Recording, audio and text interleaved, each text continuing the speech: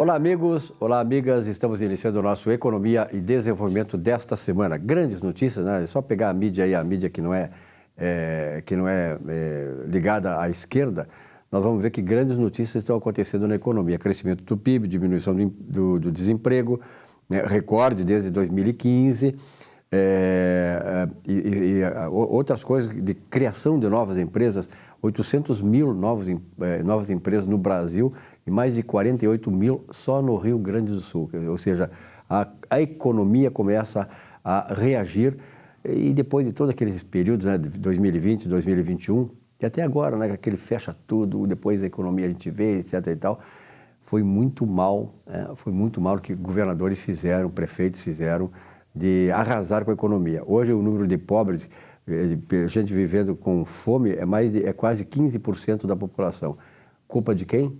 Desses governadores, desses prefeitos, que ao contrário da racionalidade que o presidente Bolsonaro disse que era para fazer na economia, na questão pandêmica, vamos tratar as duas coisas em conjunto, a vida e a economia, porque afinal de contas, eu sempre disse aqui, Cristiano Buchor, que está aqui conosco hoje, no nosso momento empresarial, eu sempre disse assim, ó, e tu tem interesse, e tu tem visão sobre isso, que atrás de um CNPJ, não tem nem sempre uma vida só, tem várias vidas. Então era preciso cuidar também das nossas empresas. Obrigado, Cristiano, nesse nosso momento empresarial. Tu não acha certo isso? Quer dizer, a economia, como é que está sentindo aí essa reação econômica? Silvio, quero te agradecer mais uma vez pelo convite. Está no programa Economia e Desenvolvimento, programa renomado. Nos dá muita alegria de estar aqui, né? E respondendo a tua pergunta, Silvio, sim, estamos notando que a economia está reagindo. A gente é solidário e também tem o mesmo entendimento. Por trás de um CNPJ, há muitas histórias, há muitas pessoas e muitas pessoas dependem dele. Coração pulsando, né? Coração pulsando. Então, assim, a gente sempre estima que o governo ele vai fomentar, ele vai criar ambientes melhores para que essas empresas possam, na verdade, fazer aquilo que elas propõem, né?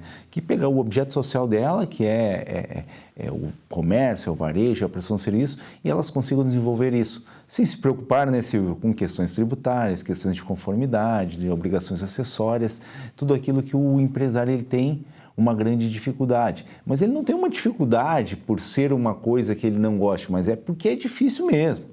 Porque nosso sistema tributário é um sistema que ele tem muitas normas, leis, regulamentos, né, portarias, né, tem um vasto emaranhado de obrigações que acaba fazendo com que o empresário tenha que ser também um burocrata, né, Silvio? E perca tempo naquilo que é o objetivo principal da sua empresa. Mas tu falaste na questão tributária aí, Cristiano, e evidentemente toda a complexidade que é o nosso sistema tributário e tal, nós estamos numa questão assim impressionante nesse país, né? Quer dizer, se quer reduzir impostos e tem uma parte da sociedade que não quer. Quer dizer, esse Brasil é excêntrico mesmo. Mas tem uma questão que é chamada de tributação monofásica, né, que atinge aí o segmento empresarial. O que é isso? Então, Silvio, depois desse emaranhado, desse manicômio tributário que a gente acaba de falar reiteradas vezes, né, a questão do monofásico. O monofásico, Silvio, na verdade é uma tributação concentrada. A gente acaba percebendo ela estudando bastante e vendo a questão das legislações, porque a gente tem que estar sempre atualizado. Entretanto, o empresário, às vezes, ele não tem esse conhecimento, né? Ele sabe que sofre ali uma tributação concentrada da indústria e tudo mais, mas as cadeias subsequentes ele acaba não conseguindo ter um discernimento correto de como essa tributação funciona. Mas assim, respondendo a tua pergunta, Silvio, a tributação monofásica é isso, é a tributação que ela é concentrada na indústria e no importador que vai vender para aquele atacadista.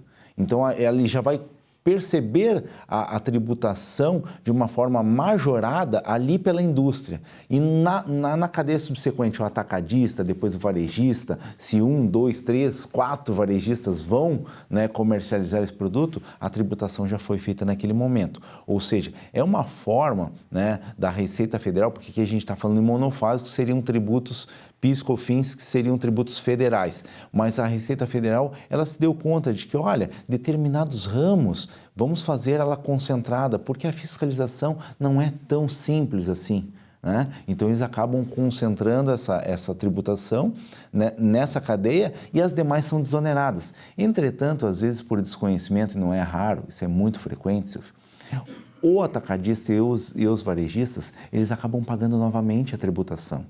Porque tu tem que fazer um procedimento que é informar ao fisco que este produto ele já foi concentrado na etapa anterior. E como a gente sabe que nós somos um país com muitos CNPJs, né, Silvio? Muitos.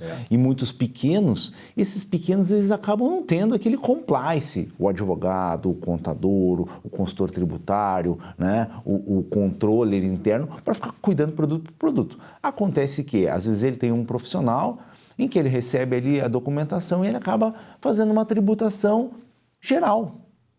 E aí o que acontece? O produto dele fica com um ônus maior. Ou seja, e aí a gente vê, né, muitas questões de recuperações tributárias. Ou seja,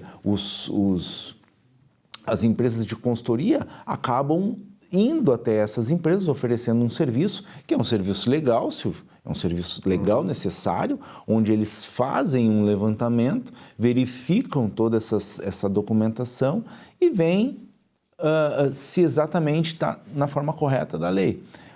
Acabam demonstrando através de relatórios e aí essas empresas elas acabam tendo um resultado onde elas nem imaginavam que tinham. Perfeito. Bom, nós tivemos aí esse período, aí, o final do mês passado, de maio, que foi o da entrega da declaração de rendimentos. Como é que foi o processo lá na tua empresa? Então, Silvio, saudamos, né? Só deixou para a última hora, então.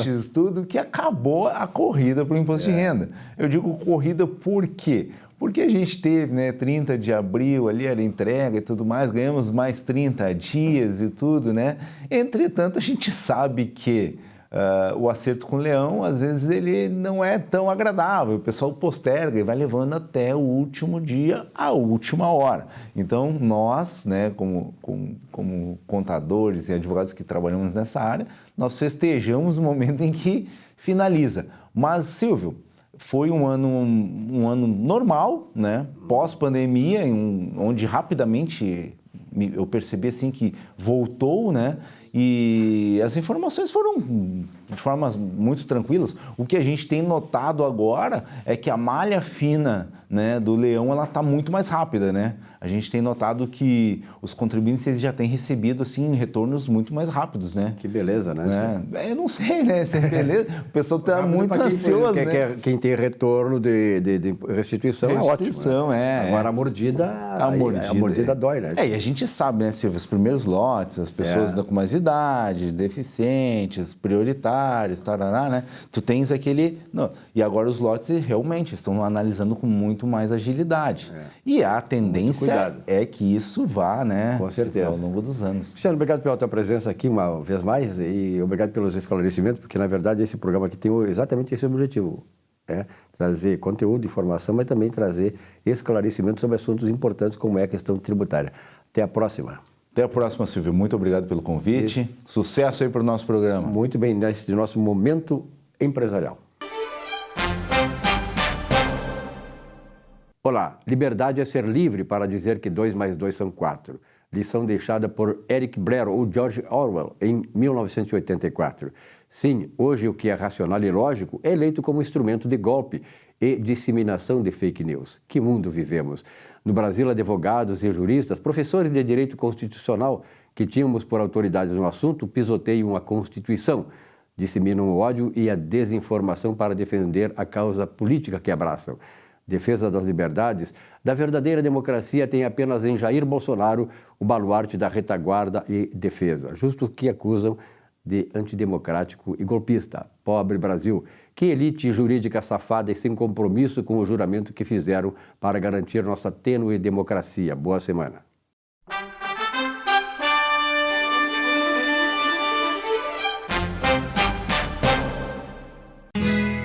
Ser gaúcho é preservar as tradições, é valorizar a educação e acreditar que um futuro melhor nasce nas páginas de um livro. É nossa tradição trabalhar duro. Temos orgulho do suor que escorre do rosto.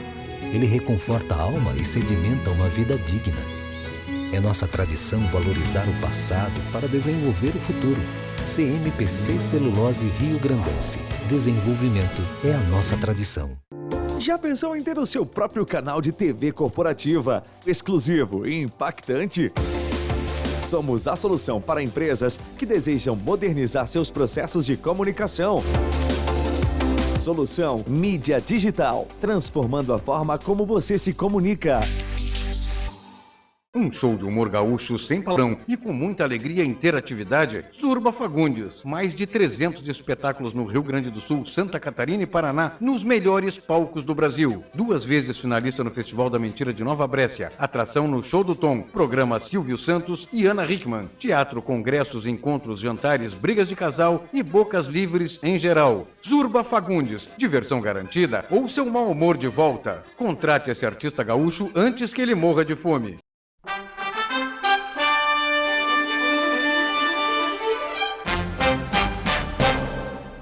Muito bem, aqui com o nosso Economia e Desenvolvimento, nós sempre trazemos assuntos realmente fundamentais, importantes, né, para cada um de vocês que está assistindo o programa, nosso público que é muito fiel, né, fidedigno, desde do ano 2001, 2002, né, que nós começamos aquela trajetória, hoje faz 20 anos, 21 anos de programa, e sobretudo pelo conteúdo que nós transmitimos através dos nossos convidados. Por exemplo, a doutora Luciana Pereira da Costa, do escritório Pereira da Costa Advogados, está aqui conosco hoje, agora nossa parceira no programa, e ela fala de um assunto que nós sempre sonhamos, a aposentadoria. Quem não gostaria de se aposentar?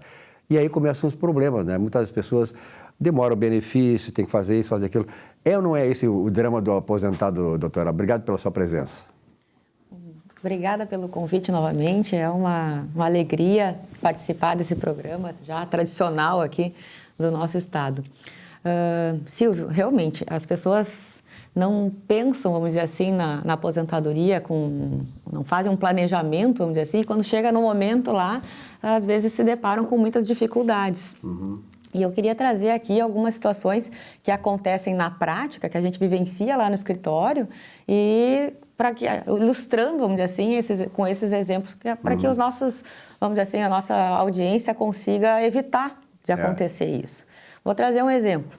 A gente teve uma reforma da Previdência que modificou estruturalmente, vamos dizer assim, todo o direito previdenciário. A partir dessa reforma, a gente teve também uma modificação no decreto e numa instrução normativa, que a IN agora é a Instrução Normativa 128 do INSS.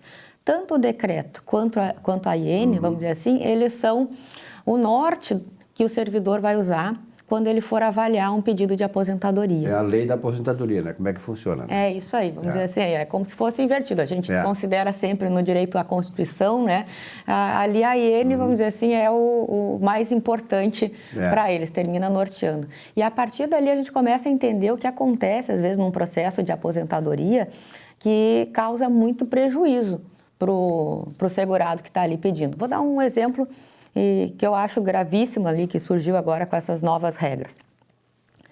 O ônus da prova, ou seja, quem tem o dever de trazer provas para o processo de aposentadoria é o trabalhador, é o segurado que está pedindo o seu benefício. Caso aconteça dessa pessoa não anexar no processo de aposentadoria algum documento, vou dar um exemplo. Eu trabalho com atividades que têm agentes nocivos à minha saúde. Eu poderia estar levando documentos, que é o PPP, um laudo técnico, que confirmem essa exposição e, com isso, eu obter, daqui a pouco, uma contagem de tempo diferenciada, um benefício até, em consequência disso, uma regra diferente. Só que, por qualquer motivo, a empresa, por exemplo, fechou ou não me forneceu esse tal documento que confirma essa exposição. E eu não anexei no meu processo de aposentadoria.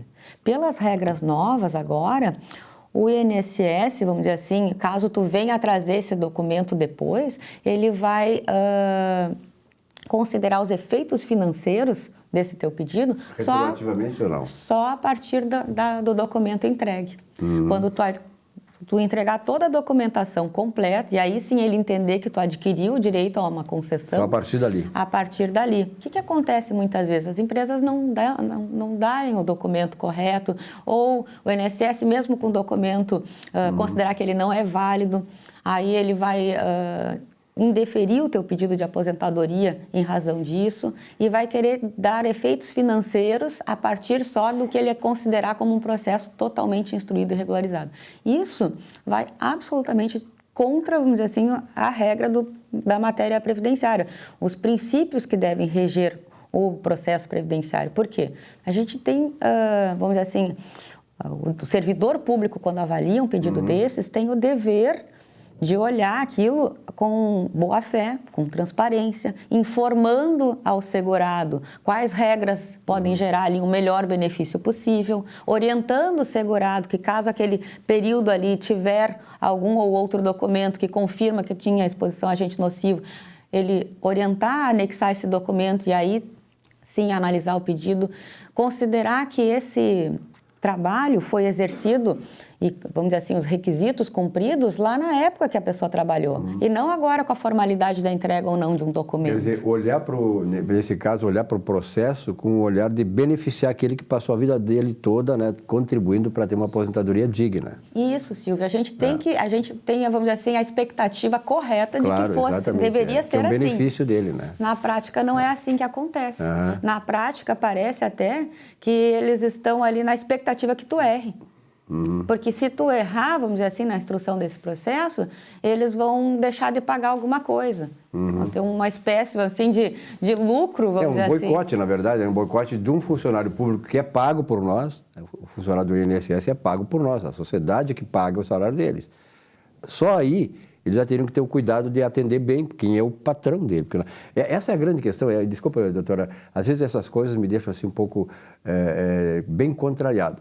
Que o funcionário público, eu não tenho nada contra o funcionário público, eu trabalhei muito tempo também, fui da Assembleia Legislativa, trabalhei com governadores, até na Presidência da República, quando estive em Brasília. Então, o funcionário público já teve uma certa consciência, hoje ele não tem mais isso. E é preciso que ele readquira isso. No caso do que a doutora Luciana está falando, é com relação aos funcionários do INSS, que tem grandes funcionários, eu conheço funcionários do INSS que são pessoas dedicadas, pessoas que têm a responsabilidade e usam dessa responsabilidade até o seu limite para favorecer aquele que é o seu patrão, na verdade. Agora, a maioria, não. Então, quando eu, por exemplo, critico, e ao longo da vida fui muito perseguido por isso, nos veículos em que eu trabalhei, nos grandes veículos em que eu trabalhei, sempre dizendo, olha, eu adoro funcionário público, agora o funcionário público tem que ter a consciência de que ele é o nosso escravo, entre aspas, no sentido de que ele tem que fazer aquilo bem feito, porque nós estamos pagando o salário dele. Muito bem colocado. Servidor público, ele deve servir ao público. Né? Assim como todo servidor público também é, eu digo, os legionários do STF. Os ministros do legionário do do STF, são também servidores públicos. E estão mostrando aí que ele não tem o mínimo respeito por aqueles que pagam os seus salários. É verdade. Inverteram totalmente a ordem das coisas, né? E aí, retomando, doutora, assim, realmente eu acho que é importante a senhora ressaltar isso, porque você que está nessa condição que a doutora Luciana falou aí, tem que se assessorar com alguém como a doutora Luciana, que entende do assunto, porque aí já vai chegar lá no INSS com as coisas já bem esmigalhadas, uma orientação bem encaminhada. Isso. Hoje em dia a gente tem vários advogados especializados na matéria. Sempre é bom a gente buscar alguém que trabalha com isso há bastante tempo. Por quê? Porque por mais que esteja facilitado o acesso, tu vai ali no teu celular, tu faz o reconhecimento facial com senha e daí tu tem acesso a todas as informações ali. INSS, né? Isso, já simula também as possibilidades da aposentadoria, tu já vê tudo muito fácil, já clica ali e tem uma concessão. Ótimo. Só que pode não ser a melhor concessão de benefício. Vou dar um exemplo. Pode melhorar. Um caso agora, há semanas, atendi um jornalista até, um colega de profissão, ele tinha, por vezes, 3 vínculos concomitantes, 4 vínculos concomitantes. Era o meu caso também. Né? E isso, ao longo da vida dele... Mas não sou eu, não sou eu. Não é. Mas é comum para te ver na verdade, profissão. É comum. Para a senhora ter uma ideia, eu tive 3 carteiras profissionais, porque a gente trabalhava em rádio, televisão, jornal, 2, 3 rádios. É um caso que eu adoro para sentar ali, faz um café e senta para olhar a história de vida de cada um. Esse caso é um bom exemplo. O que o INSS fez quando simulou a aposentadoria, e não só quando simulou, mas a gente encaminhou o pedido todo explicado ali, que tinha os vínculos, que tem que somar. Simplesmente pegou um dos vínculos, o que tinha mais tempo, não necessariamente o de maior valor, com as maiores contribuições, e considerou só aquele vínculo no cálculo. excluiu os demais, como se não existissem. Essa matéria está em recurso agora e a gente está discutindo. Tem tema já julgado no judiciário. Tem jurisprudência? Tem jurisprudência pacificada, tema 1070. Tem que somar todas as atividades. O valor da aposentadoria tem que refletir todas as contribuições que a pessoa fez para o sistema. E não foi assim que aconteceu na prática. Então, aquela aparente facilidade que temos hoje de acesso não necessariamente tem toda a informação necessária. Não necessariamente aquele benefício, ainda que concedido, é o melhor benefício para o teu caso. E a gente está falando de uma aposentadoria, é uma situação que eu sempre digo assim, tu pode, hoje em dia, não estar achando que isso é essencial para a tua vida e tanto faz o valor, mas quem sabe o dia de amanhã? Quem sabe lá na frente, numa idade avançada, não seja este o valor que vai te garantir uma dignidade melhor. E até por uma questão de justiça, né? Se tu realmente contribuiu com aquele valor, tu tem que fazer jus ao retorno disso. Na verdade, a aposentadoria é uma capitalização que nós temos, uma capitalização, um seguro de vida, uma capitalização. Quando faz um título de capitalização, uma coisa que foi iniciada principalmente na década de 70, tu faz aquilo lá, tu fica 30 anos pagando e ali tu vai ser ressarcido. Então, o INSS também, o princípio atuarial é o mesmo, né? Então, eu acho importante quando temos escritórios de advogadas como a doutora Luciana, que estão trabalhando em função de dar ao aposentado, justamente quando ele na fase mais frágil da vida dele, né? Essa condição de ter uma vida digna. É verdade. E agora tu tocou num ponto também, fazendo esse comparativo com a ideia da previdência privada, complementar, enfim, mas a gente, por mais que a gente fale do INSS, a gente brinca assim, lá no escritório, a gente está sempre do outro lado do balcão, né? Está sempre do outro lado no processo, mas a gente tem que defender muito o INSS. Com certeza. Porque o que acontece? Por mais que a gente tenha as aposentadorias privadas, e eu sou assim, favorável a isso, a gente tem que pensar em outras alternativas, não botar todas as nossas, assim, todo o nosso futuro numa cesta só, todos os ovos na mesma cesta. Não, né, no investimento se fala muito nisso. Mas o INSS é o mais seguro, vamos dizer assim, deles. Verdade. Eu sei que o INSS vai estar lá para me amparar. Ainda que seja um salário que eu não era o que eu esperava, ainda que não sei o que, vai estar lá. Isso concordo inteiramente com a senhora. Na verdade, a gente defende o INSS. O que nós estamos fazendo, que a gente faz de vez em quando, é tentar aperfeiçoar, ajudar a aperfeiçoar o INSS. Né? Porque tem muitos segmentos da sociedade que falam muito mal do INSS por nem saber o que é. Então, o INSS tem o seu valor, como a senhora falou, e a única coisa que nós fazemos, e advogadas como a doutora Luciana, quando fazem essas observações, o fazem no sentido de um aperfeiçoamento do sistema que já é bom. É verdade. Nosso país, vamos dizer assim, dentro do que a gente tem no mundo, é um dos países que eu acho a nossa seguridade ainda é modelo. Garantidora e modelo. É verdade, é modelo no mundo inteiro. E aperfeiçoando mais, ficará muito mais modelo. Até porque hoje nós temos quase 40 milhões de brasileiros que têm mais de 60 anos, ou seja, ou estão se aposentando ou já estão aposentados.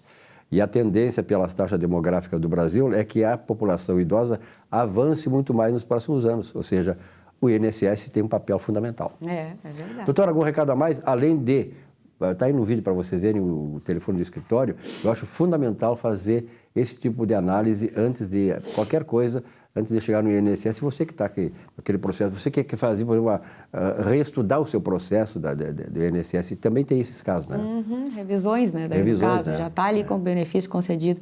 Bom, um último recado que eu poderia deixar é o seguinte, as pessoas têm que ser curiosas, têm que questionar, né? Não aceitar de pronto o que oferecem. É ótimo como está funcionando, é ótimo a acessibilidade, é ótimo a gente ter facilidade para pedir uma aposentadoria, mas é ótimo também a gente olhar bem o que está sendo feito, que tipo de cálculo, o que está sendo considerado e sempre buscar a ajuda de quem trabalha com aquilo, de quem é especializado. Eu sei de uma coisa, mas não sei de todas. Claro. Então, não sei, eu procuro quem sabe. Buscar os seus direitos. Isso. Doutora, parabéns, obrigado pelas explicações. Tenho certeza que você, telespectador, gostou muito de ouvir essas coisas, né? Porque esse é o caminho que, se não é o teu caso, é o caso da família, de familiares, filhos, daqui a pouco, né?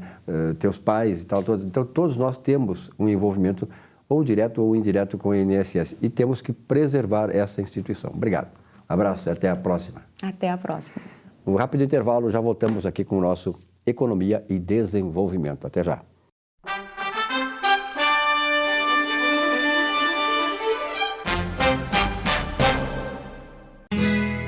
Ser gaúcho é preservar as tradições, É valorizar a educação e acreditar que um futuro melhor nasce nas páginas de um livro. É nossa tradição trabalhar duro. Temos orgulho do suor que escorre do rosto. Ele reconforta a alma e sedimenta uma vida digna. É nossa tradição valorizar o passado para desenvolver o futuro. CMPC Celulose Rio Grandense. Desenvolvimento é a nossa tradição. Já pensou em ter o seu próprio canal de TV corporativa, exclusivo e impactante? Somos a solução para empresas que desejam modernizar seus processos de comunicação. Solução Mídia Digital, transformando a forma como você se comunica. Um show de humor gaúcho sem palavrão e com muita alegria e interatividade. Zurba Fagundes. Mais de 300 espetáculos no Rio Grande do Sul, Santa Catarina e Paraná, nos melhores palcos do Brasil. 2 vezes finalista no Festival da Mentira de Nova Brécia. Atração no Show do Tom. Programa Silvio Santos e Ana Hickman. Teatro, congressos, encontros, jantares, brigas de casal e bocas livres em geral. Zurba Fagundes. Diversão garantida ou seu mau humor de volta. Contrate esse artista gaúcho antes que ele morra de fome.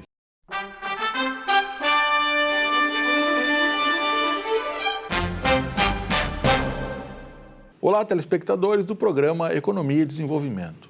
Assisti um vídeo do autor Oliver Scalabri que começa dizendo: caras, temos um problema. E enfatiza que o crescimento da economia está desaparecendo, trazendo a situação que a economia global está parando de crescer. Situação que vai nos obrigar a conviver com estagnação econômica para os próximos anos, com possibilidade de diminuir significativamente as oportunidades para todos. Afirma que as revoluções industriais provocaram o desenvolvimento do mundo e que a saída para continuarmos crescendo será a 4ª revolução industrial, que já está acontecendo. Eu lembro, em 2016, quando fui a primeira vez na Feira de Hannover, na Alemanha, a indústria 4.0, lançada na própria feira 3 anos antes, que já começava a dar sinais de mudança. Em 2018, estive lá novamente e ela estava instalada em todos os setores, tanto na indústria como nos comércios e nos serviços.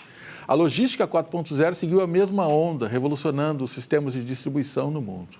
Scalabri salienta que para voltarmos ao crescimento teremos que preparar pessoas para os novos tempos e que diversas mudanças acontecerão nos próximos anos. Confira o vídeo no YouTube, vale a pena. Oliver Scalabri, a próxima revolução da manufatura está aqui.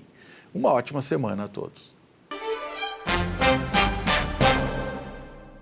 Bom, e agora no nosso espaço da Economia e Desenvolvimento, vamos receber o Dr. Gustavo Bernardi. Gustavo Bernardi, obrigado pela tua presença uma vez mais aqui no programa. Eu só quero lembrar o seguinte, parabéns aí, porque tem tido muita repercussão quando tu fala sobre a questão do mercado imobiliário. Por exemplo, a questão da regularização de imóveis, né?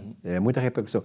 Para quem ainda não está muito bem por dentro desse assunto, o que é uma regularização de imóveis e em que pés ela se encontra hoje? Silvio, se tu te lembrar, nós íamos falando desde o final do ano passado sobre as medidas de incentivo à regularização de imóveis, primeiro aqui em Porto Alegre, que terminaram em dezembro do ano passado. Hoje nós estamos tendo na cidade de Gravataí, vamos ter em Eldorado do Sul, vamos ter em diversas cidades aqui do estado do Rio Grande do Sul. Regularizar imóvel nada mais é do que colocar o imóvel em nome do proprietário. As pessoas têm que entender que imóvel, para ser seu, tem que estar lá na matrícula do imóvel, lá na transcrição do registro imobiliário em seu nome. Tem que estar escriturado. Escriturar é uma etapa antes. Fazer a escritura é colocar dentro de um documento público a compra e venda. A etapa seguinte é pegar essa escritura e levar a registro no registro imobiliário. Né? As pessoas acham, né, muitas delas, que basta ter um contrato de compra e venda, basta ter uma escritura assinada em seu nome, que o imóvel está lá registrado em seu nome. Não, não é verdade. Você tem que ir na matrícula do registro de imóveis da área competente do seu imóvel. A grande maioria das cidades pequenas tem um registro de imóvel só, cidades maiores tem mais de um registro de imóvel, e olhar lá se o seu imóvel está com o seu nome na matrícula do imóvel. Né? Nós começamos a receber alguns e-mails, Silvio, questionando como é que se faz a regularização de imóvel. Existem diversas formas de você regularizar imóvel. Né? Quando você compra este imóvel, faz a promessa de compra e venda, faz ali um documento e não escritura, e você não localiza mais o proprietário, você pagou o preço, esse contrato não tem cláusula de arrependimento, você tem um procedimento chamado adjudicação compulsória e você vai colocar esse imóvel no seu nome. Depois disso, nós temos diversos tipos de uso capião, as pessoas conhecem esse nome. Uso capião é uma forma também em que você transfere a propriedade para o seu nome. Nós temos o uso capião a partir dos 2 anos, nós temos o capião de 2 anos, de 5 anos, de 10 anos e de 15 anos. Muitas pessoas me perguntam, Silvio, se é possível fazer a usucapião daquele companheiro, daquela companheira que abandonou o lar, que saiu de casa e que você comprou um imóvel junto com ele, né? Isso chama-se usucapião familiar. É possível sim, está lá previsto no Código Civil. E o prazo para essa usucapião é de apenas 2 anos, desde que o imóvel tenha no máximo 250 metros quadrados e que a pessoa não tenha nenhum outro imóvel rural ou urbano. O fato é que existem diversas formas de regularização de imóvel, né? As pessoas acham que é muito difícil, que é muito demorado, que é muito complicado. Não, a grande maioria das regularizações a gente faz direto no registro de imóvel, sem precisar de processo judicial. O que é importante que você entenda que manter uma propriedade imobiliária no nome de outra pessoa traz uma série de problemas. Essa outra pessoa pode morrer, essa outra pessoa pode ter dívidas e esse imóvel responder por essas dívidas. Essa outra pessoa pode estar envolvida em algum problema que vai refletir no seu imóvel. Então, regularizar imóvel é colocar o imóvel em seu nome. E aqui no Brasil, colocar o imóvel em seu nome significa estar com o seu nome lá na matrícula do imóvel, Silvio. Entendeu? Existe uma estatística em relação a uma percentagem de imóveis da cidade que estejam nessa situação de irregularidade? Existe agora, recentemente, nós já falamos num congresso que nós tivemos aqui em março, no Brasil nós temos 78 milhões de matrículas. Desses 78 milhões de matrículas, se estima que 35 milhões de matrículas estão irregulares. Detalhe, maior estado com irregularidade documental é Santa Catarina. Santa Catarina tem um contingente muito grande. O sistema notorial no Brasil ele teve uma evolução. Nós tínhamos até a década de 70 um sistema diferente do que nós temos hoje, né? Era o sistema da transcrição. Você tinha um livro de transcrição e não tinha as matrículas individuais de cada imóvel. A partir de então, o Brasil vem modernizando esse sistema e passou a utilizar o sistema dos registros imobiliários com matrícula individual para cada imóvel, né? Então, esse movimento de regularização de imóveis ele é recente no Brasil. Mas o fato é que é muito importante que as pessoas entendam de que ter o imóvel regular em seu nome permite N benefícios. A compra e venda, o imóvel vale mais, né? Um imóvel regular hoje no Brasil vale metade do preço do imóvel regular, né? Então, se você consegue implementar a regularização da sua propriedade, você também está ganhando dinheiro, porque o imóvel está sendo valorizado. Você consegue vender ele por um preço maior do que o preço que ele vale sem estar regularizado. E é importante, né, doutor Gustavo Bernardi, ressaltar o seguinte: quando a pessoa está nessa situação, querendo regularizar isto, é fundamental que ela tenha uma assessoria, uma consultoria de alguém que entenda do assunto. Porque, de repente, ela pode se enrolar cada vez mais. É essencial, porque é complexo. As legislações são diferentes, né? Às vezes você tem benefícios fiscais nos municípios que economizam muito isso. Os tributos de transação imobiliária no Brasil não são baratos, eles giram em torno de 3% do valor de avaliação do imóvel, né? Então você tem que fazer de forma correta para que aquele procedimento, aquele investimento que você vai fazer na regularização do seu imóvel realmente resulte em colocar o imóvel no seu nome. O objetivo da regularização do imóvel é colocar a matrícula do imóvel no nome do proprietário. É isso que é. Como é que está o município de Porto Alegre? Nós já falamos a respeito disso, mas só para ressaltar, né, observar ainda mais para quem está nos assistindo, que está nessa situação e que pode estar, de repente ele nem sabe que está. Porto Alegre, como é que está tratando esse assunto? Porto Alegre é uma das cidades mais bem organizadas no âmbito registral. Nós temos o registrador da primeira zona, Dr. Lamana Paiva, que é um expoente na legislação registral, que auxilia muito todos os registradores, auxilia muito quem trabalha com isso. Então, Porto Alegre é um município que está muito bem organizado do ponto de vista registral. O que ocorre em Porto Alegre são questões de âmbito negocial. Então, nós temos assim, Zona Sul de Porto Alegre está tendo, já vem de algum tempo, tendo um boom no mercado imobiliário, um crescimento. Então, está se criando muitos loteamentos. O problema que se dá muitas vezes é o loteador, o empreendedor não fazer da forma correta e não conduzir uma boa individualização das matrículas. Então isso nós vivenciamos muito ainda em Porto Alegre. Muitas vezes o escritório é chamado para regularizar um problema de um loteamento que já foi feito, já foi vendido, mas está tendo a dificuldade de regularizar suas matrículas, né? Mas isso são problemas pontuais. Uma outra questão que acontece muito em Porto Alegre é o fracionamento das matrículas. Porto Alegre, durante algum tempo, tinha uma metragem, uma testada muito grande. Então, as pessoas não podiam ter menos do que 15 metros, menos do que 10 metros de frente. Num determinado momento, Porto Alegre permitiu que se fracionassem esses terrenos. Então, o Silvio comprava um terreno de 15 por 30 e construía 2 casas de 7,5 por 15. Né? Fazia 2 casas no terreno. Ora, você tem que fracionar esse terreno, você tem que pegar essa matrícula e dividir em 2. Né? Então, isso acontece muito ainda em Porto Alegre. Né? Mas, do ponto de vista da organização registral, Porto Alegre é uma cidade, eu diria, uma das melhores do Brasil.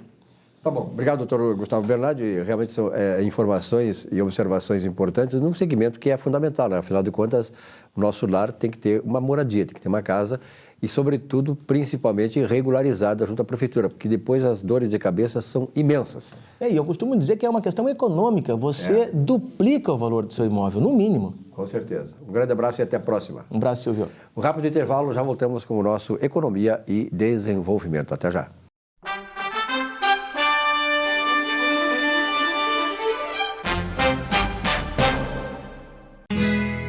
Ser gaúcho é preservar as tradições, é valorizar a educação e acreditar que um futuro melhor nasce nas páginas de um livro. É nossa tradição trabalhar duro. Temos orgulho do suor que escorre do rosto. Ele reconforta a alma e sedimenta uma vida digna. É nossa tradição valorizar o passado para desenvolver o futuro. CMPC Celulose Rio Grandense. Desenvolvimento é a nossa tradição. Já pensou em ter o seu próprio canal de TV corporativa, exclusivo e impactante? Somos a solução para empresas que desejam modernizar seus processos de comunicação. Solução Mídia Digital, transformando a forma como você se comunica.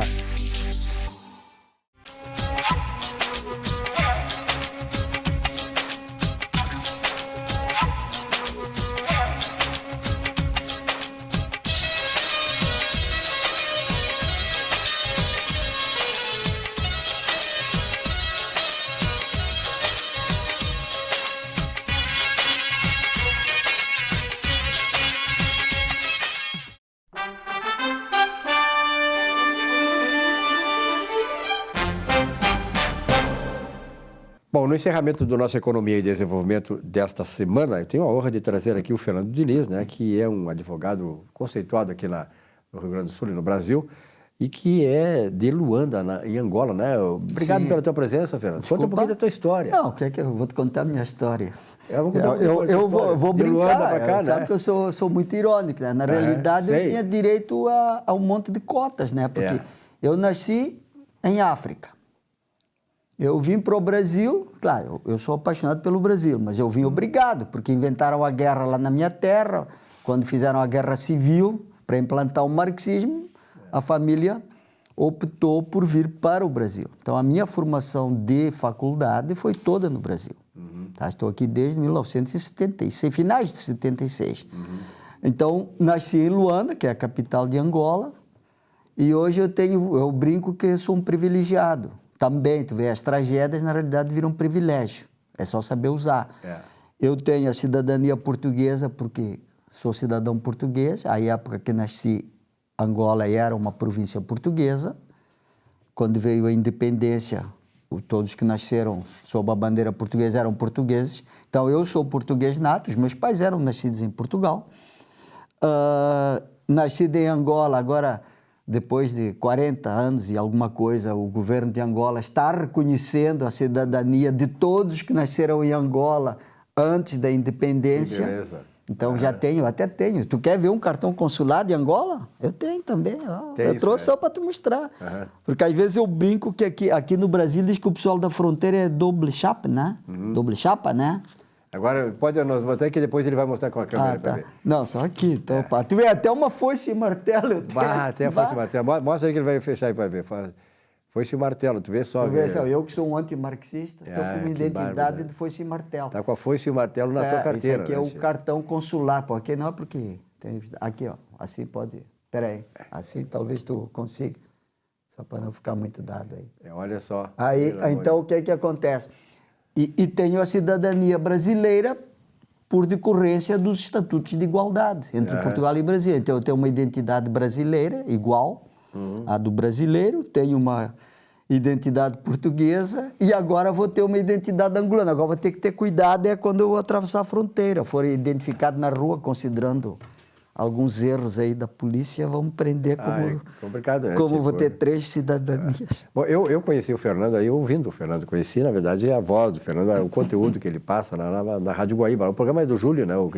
Eu vou no programa do Júlio, eu vou no programa do Guilherme, vou naquele programa que eles fazem ao sábado, que é o Companhia Inteligente, e vou muito também na Bandeirantes, no programa do Milton Cardoso, ia muito no programa do Diego. Nós nos encontramos lá no Diego. Do Diego nós participamos de debates. Eu fiquei muito, te agradeço o convite, embora o meu hábito de comunicação seja rádio, né? mais na rádio, né? Eu sou um bicho de rádio. Claro, isso é um hobby, né? Na brincadeira, mas na tem verdade, os que fazem terapia, tu sabe né? que a televisão, o problema todo da televisão é a interação com a câmera, porque, na verdade, o conteúdo, quando tu tens conteúdo, tanto no rádio quanto na televisão, tu consegue transmitir, né? E o Fernando Diniz tem um conteúdo extraordinário, até porque é um camarada viajado, né? Sobretudo, tem um conteúdo liberal, né? Aquele que nós queremos a liberdade das pessoas, falar o que querem, dar a sua opinião, dizer o sim, dizer o não, porque aqui no Brasil hoje parece que só tem que dizer o sim. E eu não admito, Fernando, eu queria ter só a tua opinião, um país erigir uma democracia sem que haja as opiniões contrárias, sem que tu diga não. Por exemplo, aqui hoje no Brasil tu não consegue falar, tu não pode falar mal da urna eletrônica, tu não pode dirigir de maneira de cobrança aos eu não chamo de membros, nem ministros, eu chamo de legionários. Quem sabe de religião sabe o que é legião. São serventuários. São serventuários. E se fosse usada uma linguagem correta, já dentro dessa linguagem mais liberal, porque a linguagem do politicamente correto, na realidade é um aparelhamento ideológico, o Gramsci sabe, isso quem conhece vai saber explicar. Porque, na realidade, o termo correto seria serventes e não serventuário, porque o servente é quem serve. Então, o funcionário de Estado, independente de se é município, autarquia ou lá no federal, ele serve, ele está lá para servir. Tu, na tua atividade de jornalista, tu não deixas de ser um servente da sociedade. Por quê? Porque quem é que propaga a opinião, que dá a informação? Isenta, claro que é o que nós queremos. Ele serve. Ora, quem serve é o servente. Hoje, se tu chamas alguém de servente, até vai ser entendido como pejorativo. Aí usam aqueles eufemismos, o serventuário. Bom, se ele é o serventuário de alguma coisa, ele tem que servir, não servir-se. E qual é a tragédia? E eu vejo isso como uma tragédia, que nós estamos caminhando, sim, para o constranger da opinião, da liberdade. Por quê? Porque isso as pessoas esquecem. Eu vou fazer um parênteses aqui, que eu acho que isso aí vai ser bem interessante para a reflexão das pessoas. O país, e eu posso falar isso com muita propriedade, o Brasil é um país excepcional. Por quê? É só observar que aqui tu tens culturas diferentes, pessoas de várias ascendências, não é? Tu tens as religiões, as pessoas que têm é o católico, é o predominante, depois vem as correntes protestantes, depois vem o judaísmo, depois vem o muçulmano, o maometano, e tem as outras lá que dizem que nasceram em África e que eu nasci em Angola e nunca vi essas religiões. Então, tenho as minhas dúvidas se nasceu lá ou se são evoluções, vamos dizer assim, daquelas sincronias, das misturas. Então, o Brasil tem um privilégio. É um país continental, uma unidade territorial inquestionável, diferente da América Hispânica, né? Tem pessoas de culturas de casa totalmente diferentes convivendo nas ruas muito bem, obrigado. Então, quer dizer, isso é a grande virtude do Brasil. Aí o que acontece? Grupos e não pode dizer que isso é a opinião da sociedade, chegam a espaços de poder, mas não escolhidos pela população, não pelo voto, independente se o voto é consciente, se é inconsciente, se é propaganda. É o voto. É o voto. Chegou lá, ou seja, o vereador, o deputado estadual, o deputado federal, o senador, o governador, o prefeito e o presidente... Ungidos pelo voto popular. Eles chegaram por aquilo que é mais soberano na nossa visão judaico-cristã, na nossa cultura atual. Essas pessoas que chegaram lá, independente de terem alguma ideia diferente daquela que eu possa ter, enquanto estão no mandato, eles têm que ser respeitados. E eles são os serventuários, eles são os serventes da opinião. E tem uma coisa que é dita e cobrada. Quando assume o cargo eleito, ele não está lá para governar para aquele grupo que se afina com ele ideologicamente, principalmente no executivo. Ele está lá para atender toda a sociedade. E tem que fazer isso, porque se não fizer isso, ele, na próxima eleição, não vai conseguir. Muito bem. Aí se utiliza, que eu uso também, aí vamos lá os amigos do politicamente correto, já vamos jogar pedra de novo. Tem grupos que se chegam, que eu digo que é a sovietização do poder, se criam conselhos, se criar, nós vamos fazer uma lei, mas a lei tem que ser regulamentada e tu vai regulamentar a lei, mas na realidade é um grupo lá dentro de um gabinete, de um apêndice de um gabinete, vai, ou seja, é uma subversão. Se quer impor à sociedade um comportamento, um padrão. E aí vem a história de nós termos sido tolhidos hoje da nossa liberdade de opinião. É verdade. O que nós temos mais importante no mundo, na sociedade pluripartidarista, que não podemos esquecer que sem pluripartidarismo não é possível a liberdade. Por quê? Porque a tendência é quem está no poder fechar o poder para si. Independente se entrou lá com boa intenção ou com má intenção. Então, o que acontece? Se dá poder, e mesmo onde não há, se criam aí, temos esse paradoxo que hoje se vive os tais dos inquéritos, que é isso que está se gastando quilômetros de papel e de energia, de tinta. Né? Criatividade. Não, energia e ao mesmo tempo desviando daquilo que interessa. Exatamente. O que é que interessa a uma sociedade? É produzir, gerar riqueza, para melhorar o bem-estar social da população, já que falam em nome disso. Dentro de toda essa visão tua aí, nós temos no Brasil aquilo que se chama, digamos assim, de maneira perfeitamente próxima do ideal, democracia? Olha, eu vou te dizer que sim, embora pareça uma coisa paradoxal, porque o brasileiro tem uma coisa que eu acho fantástica. Ele é um rebelde sem ser um violento. Porque essa ironia... É um rebelde sem ser terrorista, digamos. Não, sem ser violento. Sem ser violento, porque o terrorismo, eu vejo assim, não há diferença entre alguém que vai lá e vai cometer um atentado do ponto de vista material, humano, que vai lá colocar uma bomba, e aquele que se utiliza de algum artifício para subjugar ou botar terror ou botar medo. Porque no momento, voltando à tua pergunta inicial, a questão do perda ou castração da opinião. Isso é de uma perversidade, porque vai subjugar as pessoas do ponto de vista psicológico. E qual é a corrente mais difícil, ou o grilhão mais difícil de romper? É o grilhão físico ou é o psicológico? Eu acredito que é o psicológico. Senão os psiquiatras não estavam com os consultórios, os psicólogos, literalmente assoberbados.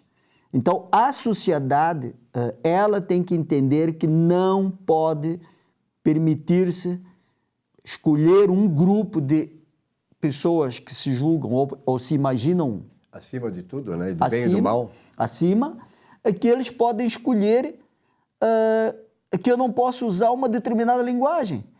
Eu estava ouvindo no rádio...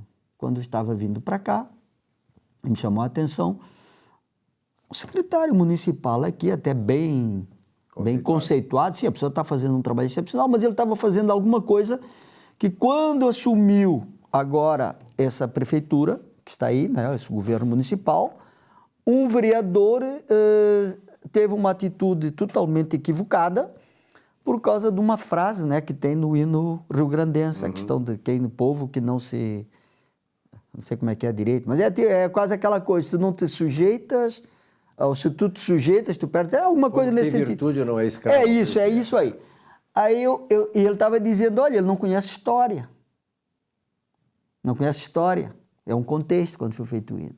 Então, quer dizer, a língua portuguesa, ela é rica, ela talvez seja o idioma com mais opções de vocábulos, de sinônimos, e as pessoas querem utilizar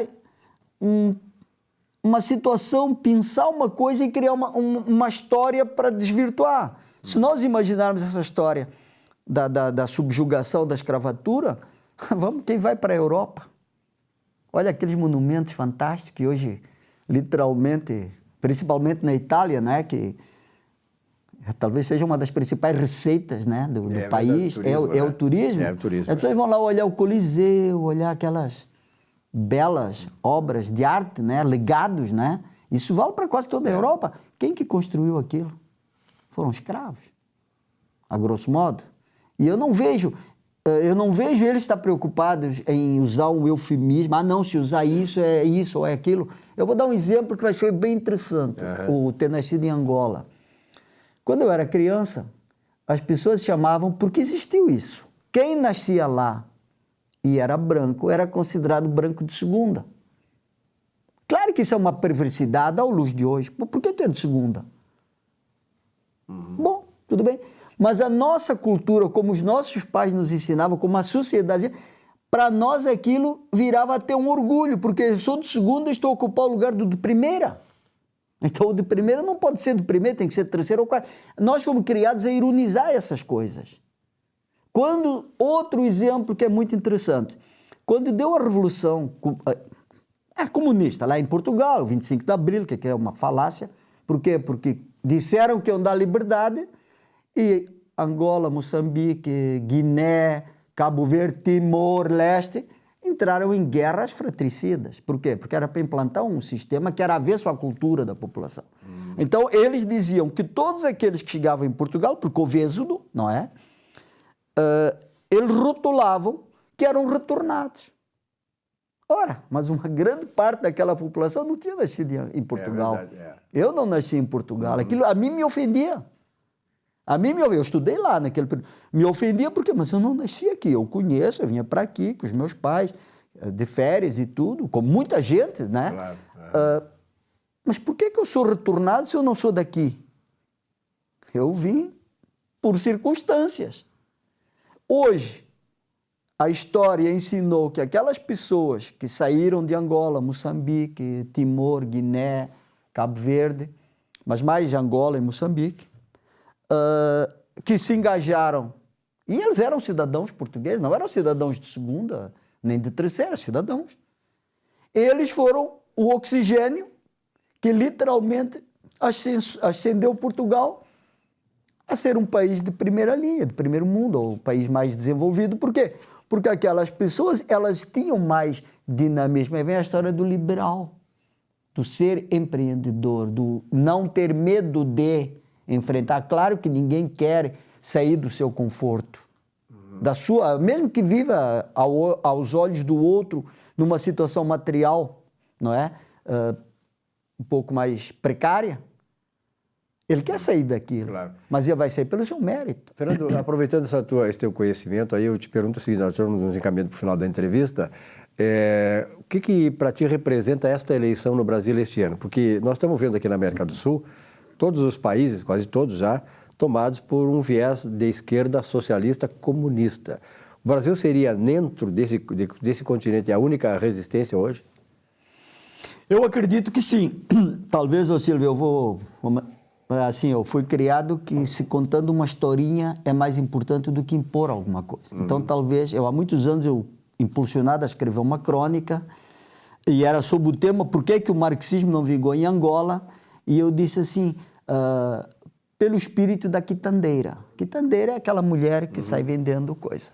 Ou seja, o Brasil tem algo que é paradoxal, que muitos criticam, que o país, na realidade, por ter sido colonizado por Portugal, que essa é a tragédia ou a deficiência ou tudo isso. Não, é a virtude. Por quê?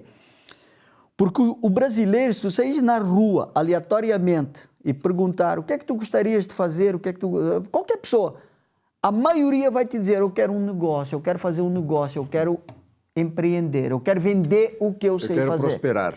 Sim, é isso, mas é por quê? Porque ele é mercantil. Ele, culturalmente. Então, e a unidade territorial diz isso. Eu acredito que vai ser difícil, obviamente, porque a estrutura ao longo de vários anos e essa coisa que é terrorista, o gramscismo, ele domina tudo. Se descuidar, tu começa lá, até na coisinha mais absurda vai ter alguém que não é que esteja militando, é que ele já foi doutrinado aquilo, ele nem sabe. Então eu acredito que o Brasil vai ser talvez um marco. O Brasil, querendo ou não querendo, um dia será uma potência econômica. Com certeza, esse é o grande problema, né? E aí começa, mas está tendo uma visão, acho que a rigor desse ministro da Economia, uma visão de se inserir no mercado mundial. É perfeito. Eu acredito que vai funcionar bem. Fernando, vou te trazer outras oportunidades aqui, porque realmente é um tema importantíssimo, até porque nós estamos nos aproximando da eleição, sem falar em eleição, vamos falar do Brasil, em termos do Brasil, aquilo que nós queremos e que o Brasil realmente precisa ter. Muito obrigado pela tua presença. Eu que agradeço, aqui. Até a próxima. Silvio, o prazer e me desculpa se eu me então. alonguei. Não, excelente, parabéns. Quando eu começo a falar, eu não paro. Tá bom, nossa Economia obrigado. e Desenvolvimento fica por aqui nessa semana, uma bela semana de trabalho a todos vocês. Semana que vem um novo encontro aqui, até lá.